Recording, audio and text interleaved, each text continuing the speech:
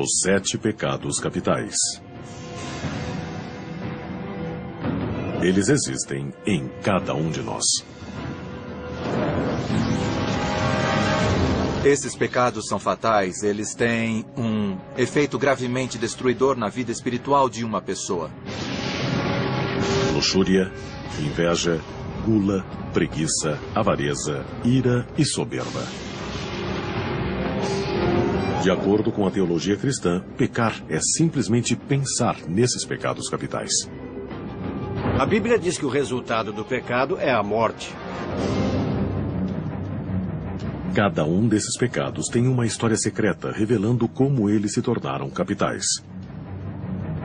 Os 7 pecados capitais tiveram um enorme impacto na história, na sociedade e em nossas almas.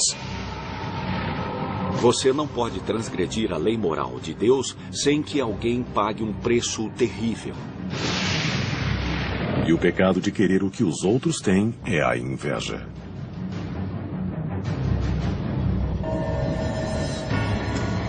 Os 7 pecados capitais não aparecem na Bíblia. 375 depois de Cristo. Eles foram originalmente escritos por um monge chamado Evagrius Ponticus, mais de 300 anos depois da morte de Jesus. Evagrius criou uma lista de 8 terríveis tentações à alma humana. 590 depois de Cristo. Em 590 depois de Cristo, o Papa Gregório o Grande reduziu a lista a 7 pecados e os intitulou capitais. Os 7 pecados capitais guiariam a teologia cristã nos 1400 anos seguintes.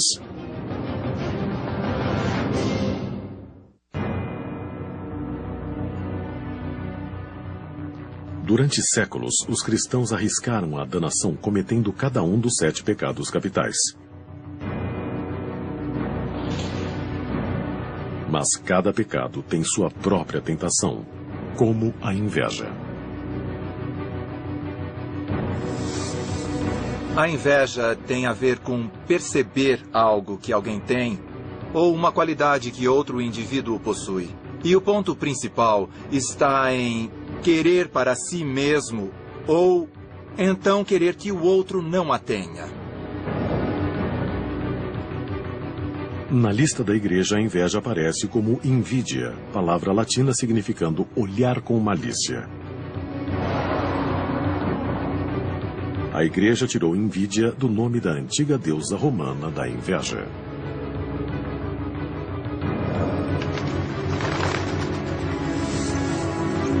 Por volta do ano 8 depois de Cristo, o escritor Ovídio conta sobre sua vida numa caverna imunda, comendo víboras, odiando os deuses no Monte Olimpo. A inveja é se ressentir por outros terem uma coisa que você não tem. A deusa da inveja envenena tudo que é bom. Enquanto vagueia pela terra em busca de vítimas, flores e plantações morrem embaixo de seus pés.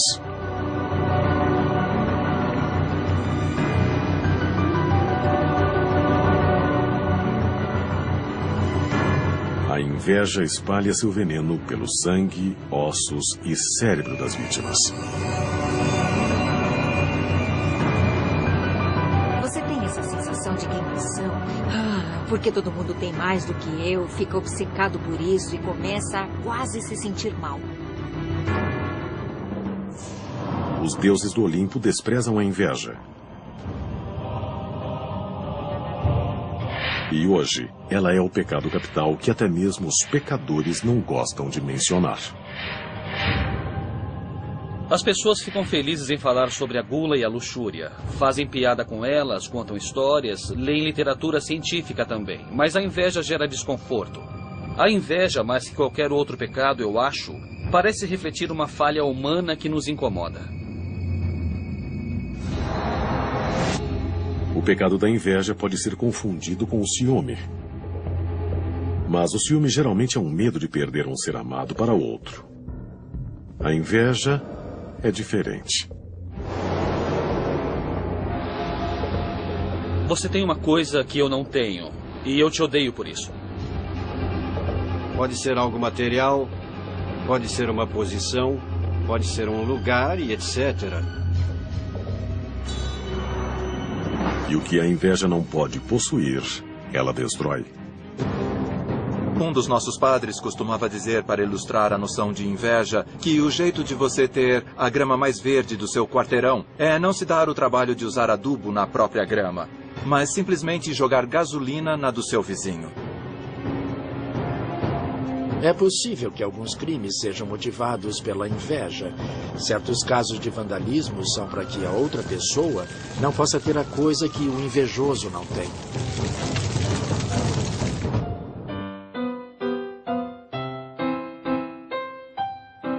Viena, Áustria, 1791. Antônio Salieri era um dos compositores mais bem-sucedidos de seu tempo. Ele era celebrado, admirado e até invejado.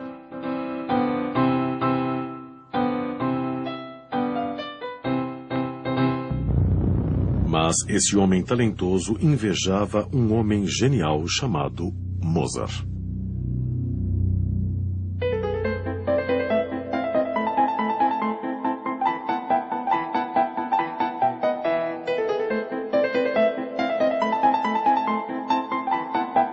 Nas cartas de Mozart a seu pai, ele conta que os compositores da corte em Viena eram controversos e que havia ressentimento com o sucesso dos outros e que alguns deles espalhavam boatos para tentar arruinar a reputação dos outros e diminuir o reconhecimento que recebiam. Se você for devorado pela inveja e ela tem um efeito devorador, ela pode tomar todos os seus pensamentos e suas atitudes. Ela faz a pessoa querer o fim do outro. Quando Mozart morreu aos 36 anos, se espalharam boatos de que ele havia sido envenenado pelo invejoso Salieri. Historiadores não aceitam a ideia de que Salieri foi o responsável pela morte de Mozart. Essa história ainda é ouvida hoje porque acreditamos que há uma restrição social que esconde a rivalidade profissional. Mas não precisaria muito para que as pessoas se desmascarassem e revelassem sua animosidade.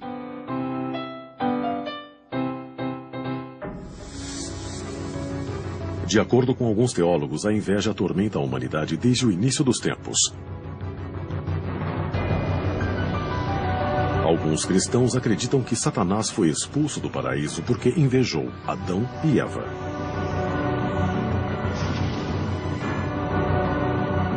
Satanás se recusa a ser guardião da humanidade e é expulso do paraíso. E invejou tanto a humanidade por ela ter um potencial de se unir a Deus na eternidade que tentou nos enganar. A tradição posterior fala na serpente, tentando encorajar Adão e Eva a querer uma coisa que Deus possuía e eles não possuíam, a imortalidade. E às vezes isso é visto como inveja. Há uma dúvida de que o primeiro filho de Adão e Eva seria possuído pelo pecado da inveja. Pedem que Caim e Abel façam oferendas ao Senhor. E o presente de Abel foi melhor aos olhos do Senhor. E o livro do Gênesis é bem explícito sobre a reação de Caim. Ele ficou abatido. Caim se sente ferido.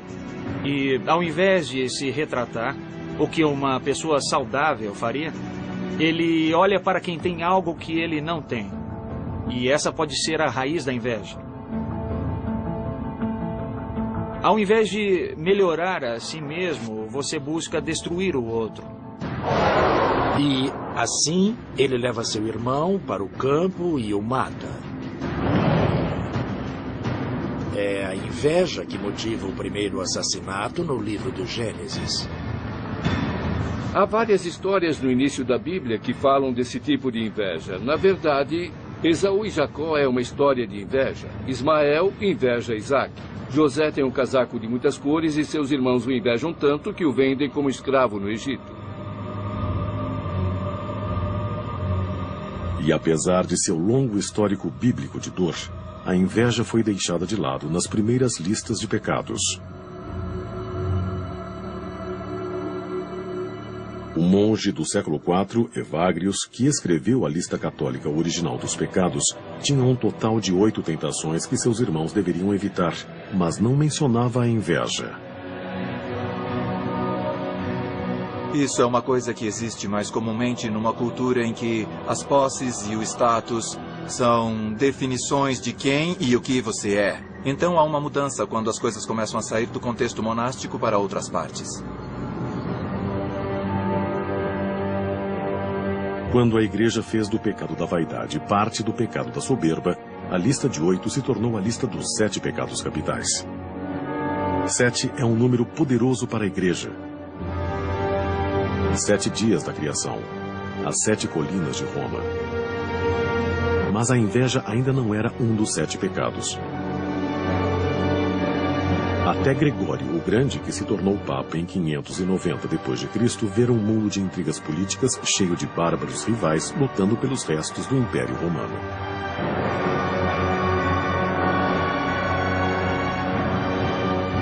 Gregório escreveu: da inveja nasce o rancor, a alegria com a má sorte do próximo e o pesar por sua prosperidade. A inveja estava viva no mundo. Gregório queria a inveja, invidia em latim, na lista dos pecados capitais. Mas a tradição ditava que eles deveriam ser apenas 7. Juntando a tristeza ao pecado da preguiça, o pecado foi chamado somente de preguiça e abriu espaço para a inveja.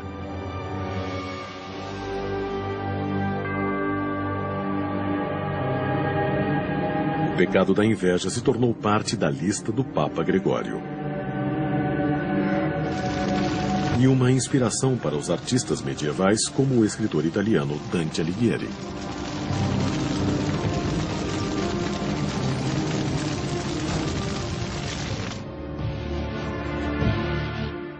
No Purgatório de Dante, os espíritos dos invejosos vagam numa terra árida com os olhos costurados por fios de arame. Isso porque o pecado é mais comumente cometido através dos olhos. Alguns não só sentem inveja, mas têm prazer na dor do inimigo. Dante não tinha uma palavra para esse efeito colateral pernicioso, mas os alemães sim. É chamado Schadenfreude. Schadenfreude é um termo alemão que se refere à alegria no sofrimento ou na má sorte de outros. Freude é alegria e Schaden é má sorte. No mundo editorial, se alguém teve um enorme sucesso, claro que fica com inveja. Qualquer ator é invejoso e, como eu ganho isso pelo meu livro, ou por que conseguiram tanto? Depois, se você sabe que o livro não vendeu bem e a editora perdeu dinheiro, você diz, Uma das minhas citações preferidas sobre a inveja é a do escritor Gore Vidal. Ele diz, quando um amigo é bem-sucedido, alguma coisa morre em mim. Todas as culturas parecem lutar com a inveja. Mas será que algumas civilizações se renderam ao pecado capital?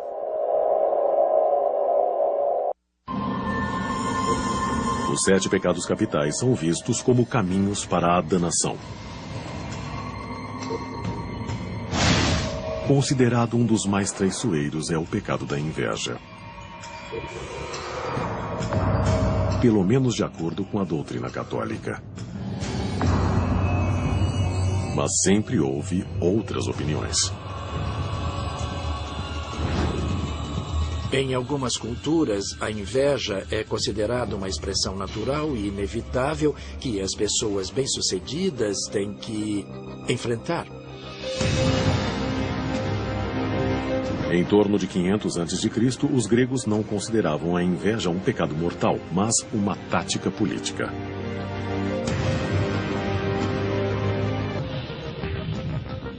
Pessoas comuns escreviam o nome de uma pessoa que elas gostariam que fosse retirada da cidade num caco de cerâmica chamado de ostracon. Essa é a origem da palavra ostracismo.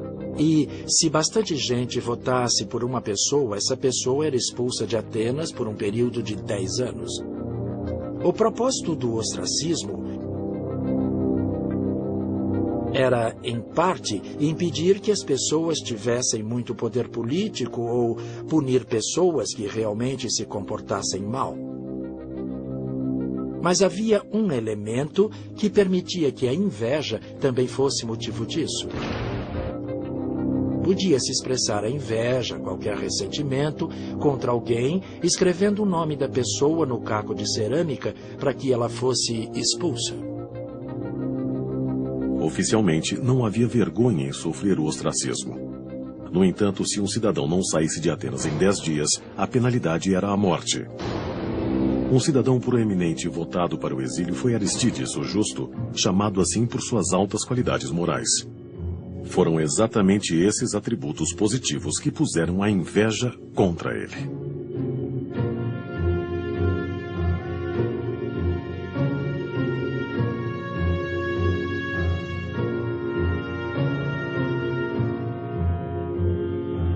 A história conta que Aristides viu um cidadão escrevendo seu nome num caco de cerâmica e perguntou: "Quem é esse Aristides e por que será que quer o ostracismo dele?" E a resposta foi: "Ele não fez nada de errado, mas sempre falam do quanto ele é maravilhoso e nobre. Isso me irrita muito."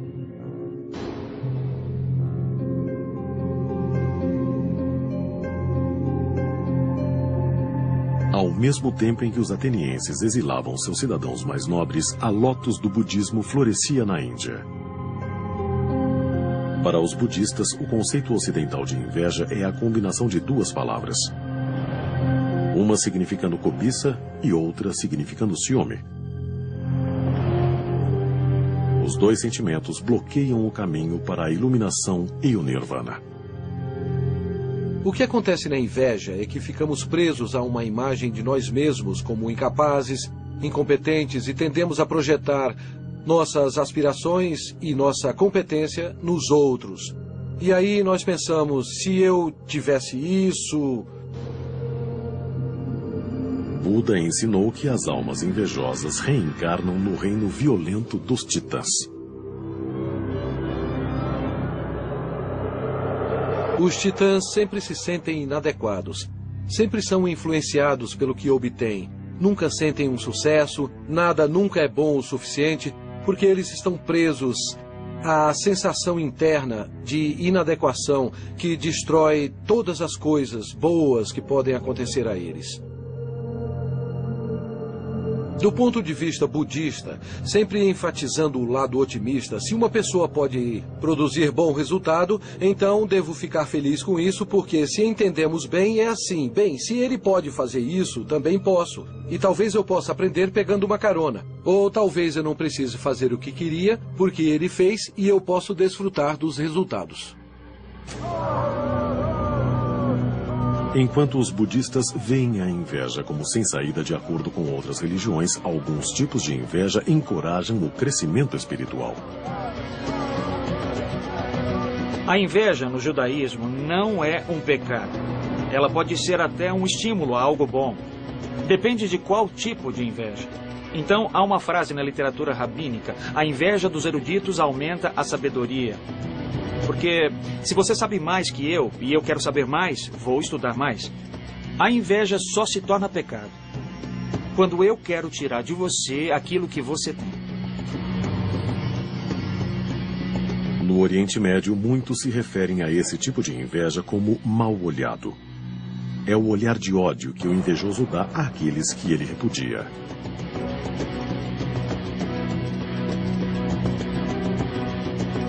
Jesus se refere ao mal-olhado em uma de suas parábolas. A parábola do vinhedo. Os trabalhadores que tinham menos sucesso botavam mal-olhado no mais bem-sucedido. Durante milhares de anos, a melhor maneira de vencer o mal-olhado tem sido olhar de volta com um amuleto especial. Quem já viajou por partes do Oriente Médio, Grécia e Mediterrâneo, vê esses olhos azuis por todo lado. Eles ficam pendurados em portas de casas, lojas, estão nas calçadas, nas xícaras de chá. No Ocidente, chamamos ele de olho grego, e na verdade ele serve para espantar o mal-olhado. أشهد أن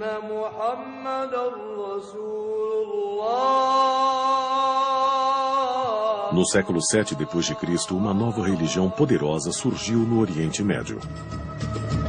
Apesar do islamismo ter desafiado o cristianismo, tanto espiritual quanto politicamente, os papas concordaram com a atitude de Maomé com relação aos 7 pecados capitais, incluindo a inveja. O Corão se refere à inveja como hasad e especifica como um pecado dos grandes. Há um ensinamento de Maomé que diz que a inveja destrói as boas ações como o fogo destrói a madeira seca. Cuidado com a boa sorte, porque a inveja vem logo atrás.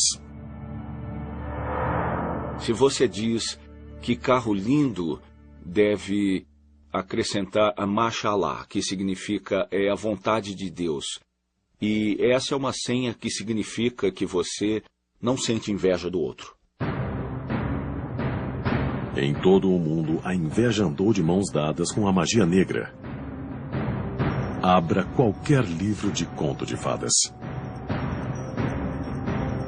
Branca de Neve e os 7 Anões descreve explicitamente a inveja como sendo o centro da história.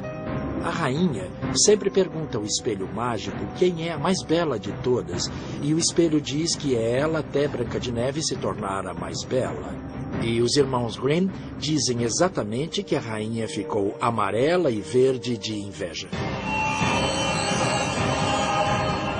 O fascinante no mito da Cinderela é que só por ser bom você pode causar a inveja ou a inimizade dos outros. É uma história muito poderosa, você pode encontrá-la na China, no Japão, na Coreia, na África, entre os indígenas americanos. Em todas essas histórias há uma pessoa que tenta ser boa e é levada pela inveja e pelo ressentimento dos outros. E às vezes tem um resgate heróico no final, mas às vezes não.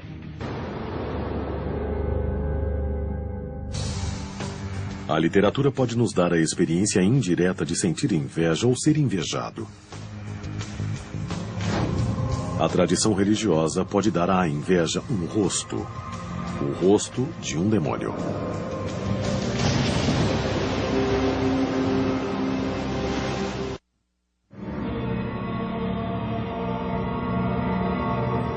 Através da história, escritores tentaram transformar os 7 pecados capitais de conceitos e desafios morais em personagens para colocar um rosto nesses aspectos do mal.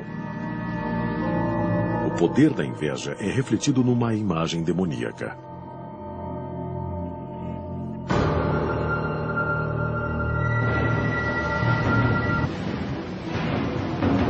A Bíblia chama de Leviatã. Um monstro marinho de tamanho e fúria inimagináveis que só pode ser controlado por Deus.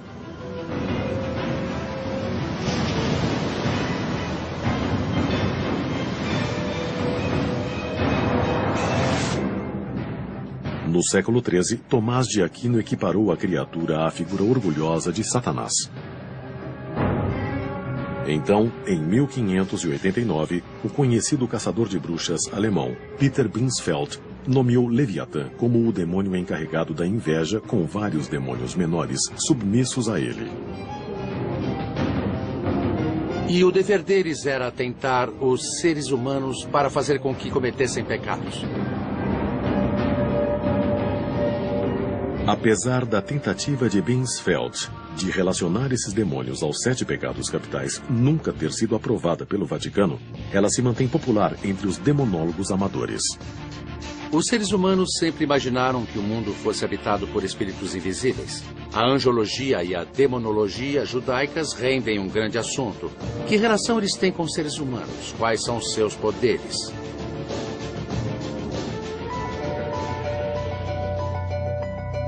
No Velho Testamento, no livro de Samuel, o rei Saul sentiu a influência de um espírito do mal sem nome. O rei encontrou alívio na música da harpa de Davi. Ironicamente, quando Saul fez do jovem seu ajudante de confiança, o coração de Saul foi tomado por um novo e mais forte pecado: a inveja. Saul favoreceu Davi, mas quando eles começaram a fazer músicas sobre como Davi tinha matado dezenas de milhares, enquanto Saul só tinha matado milhares, isso começou a incomodar Saul. Saul inveja Davi porque Davi é uma estrela. Davi é tudo que Saul não conseguiu alcançar. Davi tem o amor das pessoas, tem a promessa de um futuro brilhante. O paralelo a isso pode ser um executivo que tem um subordinado que se destaca e recebe atenção demais. Então ele tenta arruinar esse subordinado. No caso de Saul, ele tentou mesmo arruinar Davi. Na verdade, Saul tenta matar Davi com sua lança. Mas Davi sobrevive à inveja assassina do rei. Ele tem a preferência de Deus e Saul tem essa amargura enorme que vai acabar com sua vida. Mais que qualquer coisa, a tragédia de Saul e Davi é uma história sobre o poder corrosivo da inveja na política e no governo. Em 44 a.C., a inveja política de um pequeno grupo de conspiradores derrubou um governo e mudou o destino de Roma.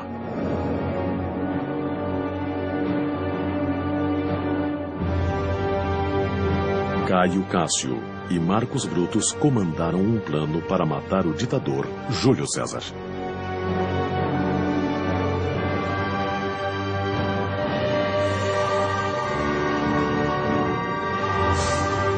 Cássio invejava César e apelou a Brutus. Os motivos de Brutus eram a preocupação com o bem-estar da República, então ele teve um motivo mais elevado, mas foi manipulado por Cássio.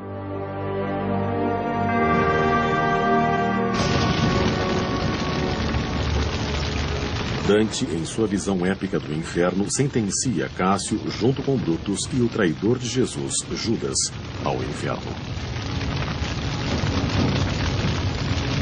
No inferno de Dante, no nível mais baixo, há uma punição sendo sentenciada aos dois dos maiores traidores, aqueles que traíram César e Jesus. O invejoso Cássio vai ser atormentado pelo diabo até o fim dos tempos.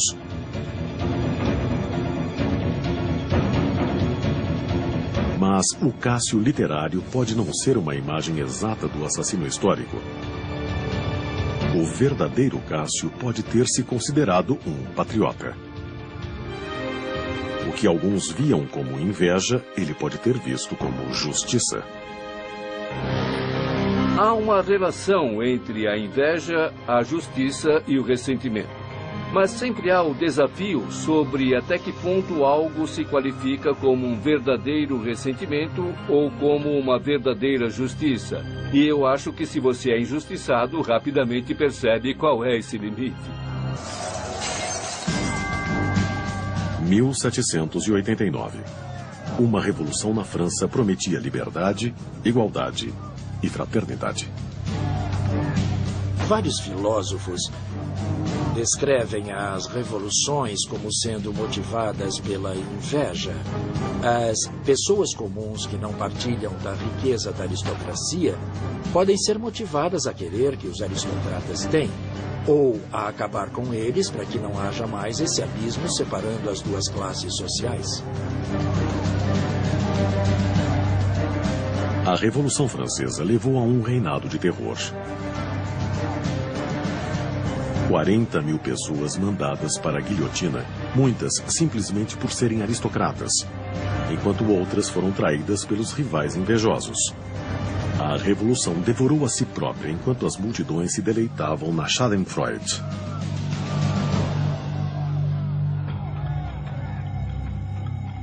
Em 1917, uma outra revolução derrubou o czar da Rússia.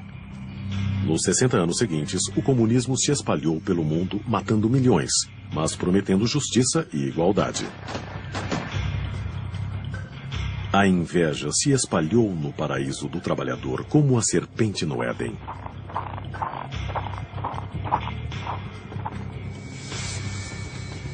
O socialismo se preocupa em manter todos no mesmo nível, dividindo os frutos da sociedade. O lado ruim é que, se os membros mais hábeis e mais talentosos de uma sociedade não sentem liberdade para desenvolver suas habilidades e talentos, sem o medo de que as outras pessoas se ressintam do que conseguiram, ou as ataquem por causa de seu sucesso, isso pode inibir a sociedade como um todo. A diferença entre a sociedade capitalista e a socialista ficou nítida na Alemanha dividida do pós-guerra. A Alemanha foi dividida entre uma sociedade socialista extrema e uma capitalista de livre mercado. Quando foi dividida entre oriental e ocidental, tinha-se a mesma quantidade de pessoas, mas sob sistemas bem diferentes. A diferença de produtividade e riqueza entre essas duas nações era substancial. Governos e ditaduras revolucionárias tentaram destruir a inveja e fracassaram. Enquanto alguns acreditam que um pecado é uma escolha, outros dizem que ele é inato.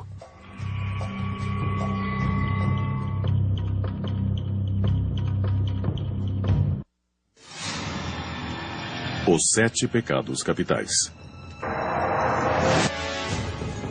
Durante séculos, eles moldaram o comportamento da sociedade. Alguns questionam se os humanos são predestinados a cometer o traiçoeiramente ambicioso pecado da inveja. No início do século XX, um novo filósofo cientista, Dr. Sigmund Freud, afirmou ter descoberto um novo tipo de inveja.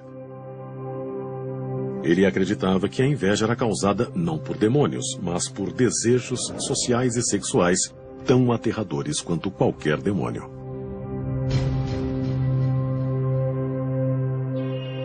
De acordo com o criador da psicanálise, todo menino deseja sua mãe e quer matar o pai que ele inveja. Freud chama isso de complexo de Édipo.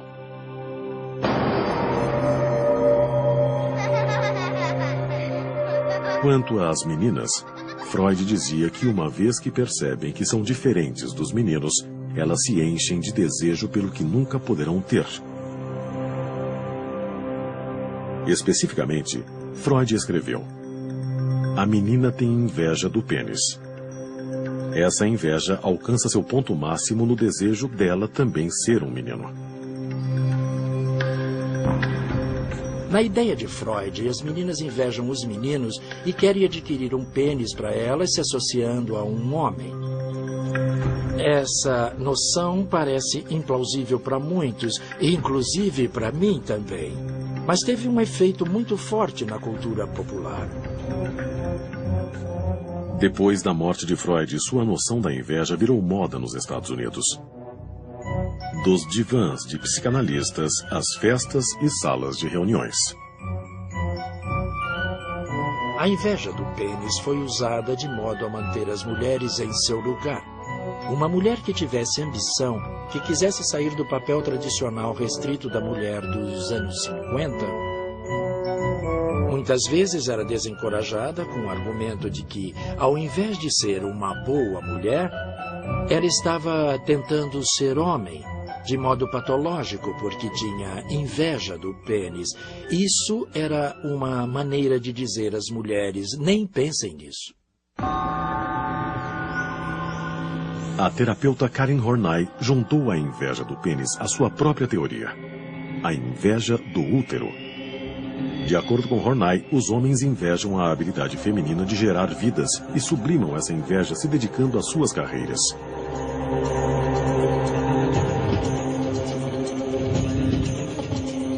No início do século XXI, esperava-se que a neurociência aplicada pudesse determinar onde a inveja surgia no cérebro humano.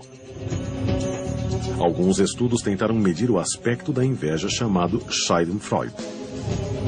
Schadenfreude está representada no cérebro numa região neurológica bem específica. É a mesma região da sensação de recompensa. Isso sugere que pode ser um fenômeno bastante básico na biologia humana. Professores de Harvard e da Universidade de Miami perguntaram a mais de 250 pessoas: que situação você prefere e qual escolheria? Digamos que você ganhe 50 mil por ano e todo mundo em volta ganhe 25 mil. Ou você ganha 100 mil por ano, mas todo mundo em volta ganha 200 mil ao ano. Qual delas você prefere?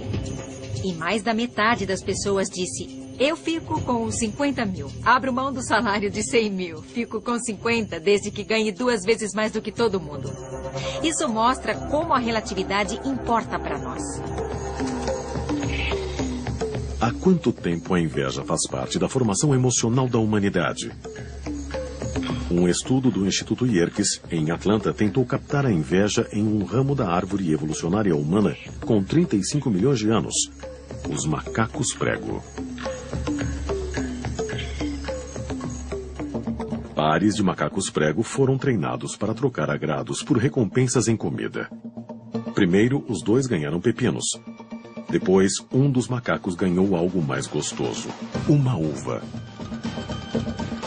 Quando o macaco recebe um pepino e vê que o outro recebe um pepino, ele pensa, ah, pepino, que ótimo, e come, sabe? Ele fica animado.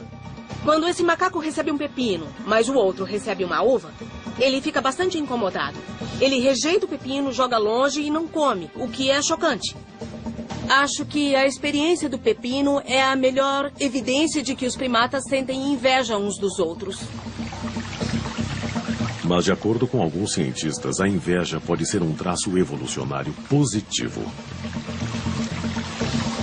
Você vê outro macaco chegando em casa com 5 amendoins. E quando você sai, só consegue 3 amendoins.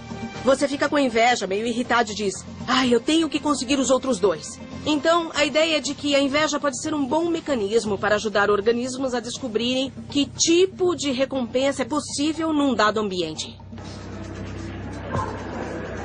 35 milhões de anos depois, na árvore evolucionária, a inveja parece mesmo inata no ambiente escolar.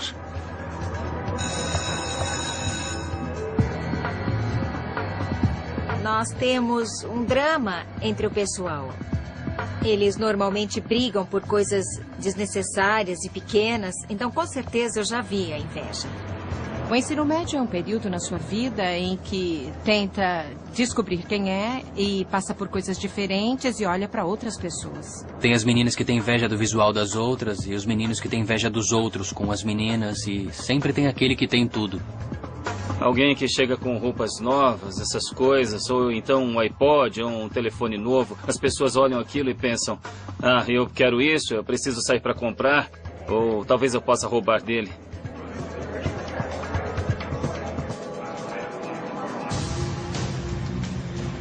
Se a inveja é inerente à humanidade, então o que se tornou a sociedade? O vício virou virtude?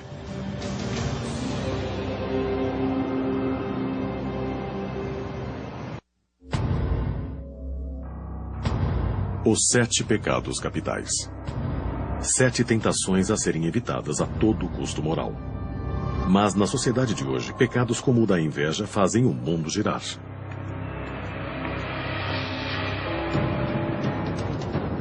Trabalhando duro, trabalhando para crescer, você pode ter ou ser tudo o que quiser nos Estados Unidos. E toda a cultura é baseada nisso. A parte feia disso é que, para que tudo funcione, você tem que vivenciar a inveja, tem que vivenciar a sensação de carência das coisas. A inveja pode ser a máquina através da qual o país funciona. Nos Estados Unidos, os gastos com consumo chegam a 2/3 da economia. Tente manter isso se todos estiverem felizes com o que têm.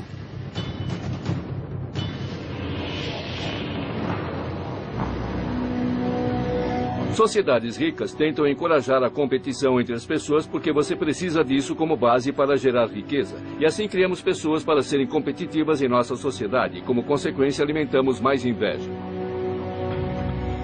Uma das melhores maneiras de se alimentar a inveja é através da publicidade. Ainda vemos uma propaganda e pensamos, eu preciso de um carro maior. Ou, espera aí, meu vizinho tem isso, também quero um. Suprir carências e inspirar inveja sempre foi o objetivo das agências de propaganda. Eles usam isso há centenas de anos e dá certo sempre. Algumas propagandas fazem você querer o que os outros têm, mas as mais eficazes são as que vendem a inveja diretamente. O antepassado deles é a propaganda do Cadillac de 1915, que dizia, quando você alcança algo importante, dá o que falar. A mensagem subliminar era, compre um Cadillac e você será alvo de inveja. E esse pode ter sido o primeiro exemplo de um anúncio que admitia abertamente que não só vivenciamos a inveja querendo o que os outros têm, mas queremos que os outros nos invejem. Queremos ter algo para mostrar e para inspirar os outros a não gostar de nós por causa disso. Se quiser buscar a inveja na sociedade moderna, não precisa procurar muito além de seu escritório. Não há nada de novo. Aristóteles escreveu sobre inveja no local de trabalho no ano 4 a.C. Acho que ele disse algo como: são os ceramistas que invejam outros ceramistas. As pessoas do mesmo meio profissional são mais competitivas entre si, sentem-se ameaçadas por um rival que é da mesma área. O que era verdade na Grécia Antiga continua verdade no local de trabalho de hoje. 3/4 dos empregados dizem que testemunharam a inveja pelo menos uma vez no mês anterior. 1/3 dos empregados dizem que testemunharam sérios esforços para que um rival fosse prejudicado. Eles podem começar maledicência ou elogios irônicos. A inveja pode levar até à sabotagem no trabalho. Em situações de trabalho, felizmente, a maioria das invejas é benigna, é bem insignificante. As pessoas tendem a superá-la. Mas acho que sabotagem é feita de tal maneira que você não consegue detectar. O mundo da tecnologia moderna permite uma certa dose de voyeurismo, criando pontes fáceis para a inveja. Vivemos agora num mundo tomado pela cultura da inveja. E temos a crença bizarra de que, derrubando a sua casa, a minha vai parecer melhor. O que é irracional e psicótico, sabe, ao máximo. A forma de inveja chamada de Schadenfreude às vezes faz das celebridades seu alvo. Em termos de Schadenfreude, Martha Stewart deve ser um exemplo recente. É uma pessoa que foi a julgamento e foi presa por informações privilegiadas. E há uma certa satisfação entre as pessoas que achavam que ela representava um padrão de perfeição. Há um elemento de injustiça nisso e as pessoas também gostam de ver essas pessoas por baixo. O problema da inveja é que ela é insaciável. Mesmo entre as classes altíssimas, a estratificação acontece. É igual ao pátio da escola de novo. Tinha um cara com um iate de 30 metros numa exposição de barcos e tinha um de 39 metros ao lado dele. Ele disse, o meu parecia uma sucata. E quando os iates de 120 metros foram construídos, um árabe apareceu com um de 150. Então isso não acaba nunca. Você está sempre nessa roda viva. A inveja do iate pode parecer uma diversão inocente, mas como todo tipo de inveja, pode haver um grave custo social. A inveja é questão de status relativo. Então, ter itens de marca ou de designers, dirigir um carro caro e esse tipo de coisa são maneiras de ostentar seu status, são maneiras de se gabar. E se gabar, se você pensar bem, é uma forma de agressão. Então, é questionável se é ou não uma coisa inteligente para a sociedade. Se algumas nações acabarem possuindo bens cada vez mais escassos, teremos um motivo de preocupação de que a inveja das pessoas de outras nações possa chegar a vários tipos de hostilidades e conflitos em torno do planeta. Pensamos na água, pensamos na comida. Nações que têm esses recursos deviam pensar em como minimizar a inveja dos seus vizinhos. Pensando no futuro, podemos ter muitas preocupações. A inveja pode ser difícil de se definir. Sem ela, não haveria progresso. Com ela, não pode haver paz. É o que parece. E através da história, voltando a Sigmund Freud, a Dante, ao Papa Gregório, à própria deusa romana da inveja, o monstro de olhos verdes continua como uma tentação fatal para todos.